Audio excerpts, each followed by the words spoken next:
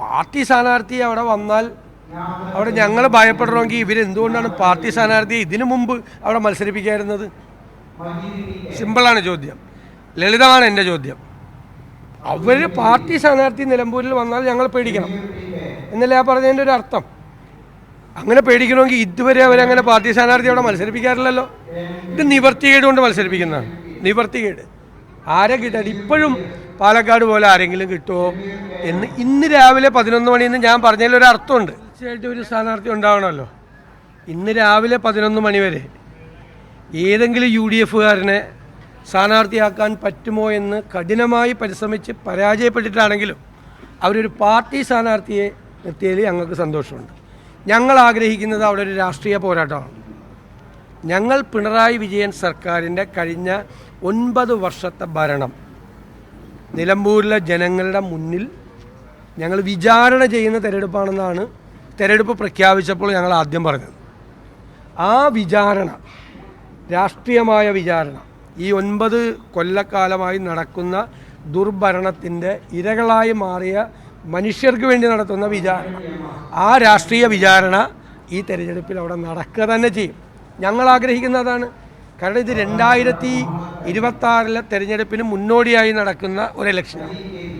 ഇവിടെ ഈ സർക്കാരിൻ്റെ ദുഷ്ചെയ്തികൾ മുഴുവൻ നിലമ്പൂരിലെ ജനങ്ങളോട് മാത്രമല്ല, ഇതൊരു അവസരമാണ്. നിങ്ങളൊക്കെ അവിടെ ഉണ്ടല്ലോ. അതുകൊണ്ട് കേരളത്തിലെ മുഴുവൻ ജനങ്ങളോട് കൂടി ഒരിക്കൽ കൂടി ഇത് പറയാൻ കിട്ടിയ ഒരു വലിയ അവസരമാണ്. എന്തായാലും തൃക്കാക്കരയിലും പാലക്കാടും ചെയ്ത് പരീക്ഷണം വഴിയിൽ ഉപേക്ഷിച്ച് മത്സരിക്കാൻ തയ്യാറായതിൽ ഞങ്ങൾ സന്തോഷം പ്രകടിപ്പിക്കും.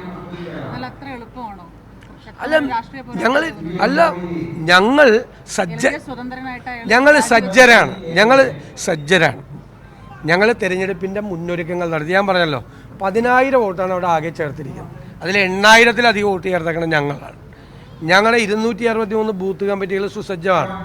പിന്നെ പാർട്ടി സ്ഥാനാർത്ഥി അവിടെ വന്നാൽ അവിടെ ഞങ്ങൾ ഭയപ്പെടണമെങ്കിൽ ഇവരെന്തുകൊണ്ടാണ് പാർട്ടി സ്ഥാനാർത്ഥിയെ ഇതിനു മുമ്പ് അവിടെ മത്സരിപ്പിക്കായിരുന്നത്? സിമ്പിളാണ് ചോദ്യം, ലളിതമാണ് എൻ്റെ ചോദ്യം. അവർ പാർട്ടി സ്ഥാനാർത്ഥി നിലമ്പൂരിൽ വന്നാൽ ഞങ്ങൾ പേടിക്കണം എന്നല്ലേ ആ പറഞ്ഞതിൻ്റെ ഒരു അർത്ഥം. അങ്ങനെ പേടിക്കണമെങ്കിൽ ഇതുവരെ അവരങ്ങനെ പാർട്ടി സ്ഥാനാർത്ഥി അവിടെ മത്സരിപ്പിക്കാറില്ലല്ലോ. ഇത് നിവർത്തികേട് കൊണ്ട് മത്സരിപ്പിക്കുന്നതാണ്, നിവർത്തികേട്. ആരെ കിട്ടാൻ ഇപ്പോഴും പാലക്കാട് പോലെ ആരെങ്കിലും കിട്ടുമോ എന്ന് ഇന്ന് രാവിലെ 11 മണിയെന്ന് ഞാൻ പറഞ്ഞതിൽ ഒരു അർത്ഥമുണ്ട്.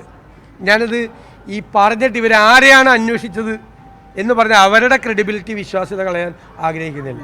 ഇവരാരെയൊക്കെ സമീപിച്ചിട്ടുണ്ട് അവരെല്ലാം എന്നോട് പറഞ്ഞിട്ടുണ്ട് ഞങ്ങളെ വന്ന് ഇങ്ങനെ സമീപിച്ചിട്ടുണ്ട്.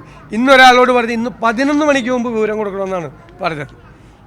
അല്ല, ഇപ്പോൾ രാഷ്ട്രീയ പോരാട്ടം എന്നൊക്കെ പറഞ്ഞ് വെല്ലുവിളിക്കുന്ന ആളുകളോട് ഞാൻ പറഞ്ഞത് ഇന്ന് രാവിലെ 11 മണിക്ക് വരെ ഞങ്ങളുടെ കൂട്ടത്തിൽ നിന്ന് ഒരാളെ കിട്ടുമെന്ന് നോക്കിയിട്ട് നടന്ന ആളുകളാണ്. വലിയ രാഷ്ട്രീയ പോരാട്ടത്തിനൊന്നും പേര് എന്നോട് പറയല്ല, ഞങ്ങളോട് പറയല്ലേ.